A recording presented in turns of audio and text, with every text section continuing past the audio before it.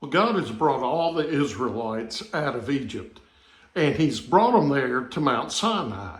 And it's there at Mount Sinai that God then takes the people and develops them as a people. He calls them to be his own people. And they agree to that. They say they're going to live in obedience to him there in Exodus 19 and verse 8. And then Moses goes to meet with God. And he meets with God for 40 days. We see that in Exodus 24:18 that he goes up to meet with him for 40 days, 40 nights. And while Moses is gone, the people grow restless.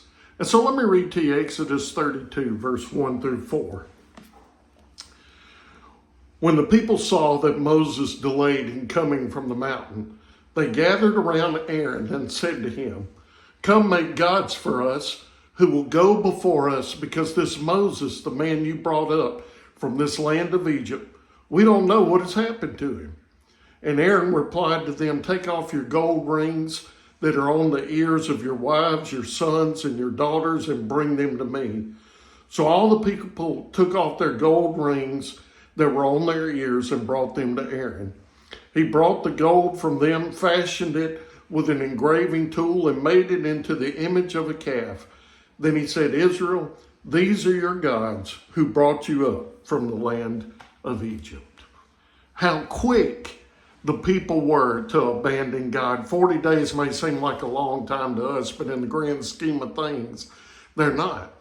Aaron, the people came to him and said, "Moses has abandoned us. Make us a God that we can worship." And Aaron caved in, and he was complicit in the people abandoning God. And instead of standing firm, we see that he fashioned this golden calf for the people to worship. And I love when he's confronted about it later. He said, "Well, I just threw the gold in and out it came," like he'd really done nothing.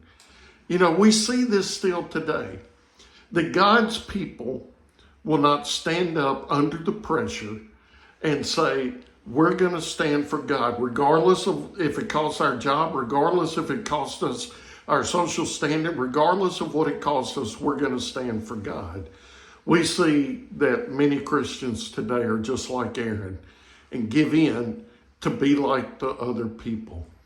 I want to encourage you to remain faithful under pressure.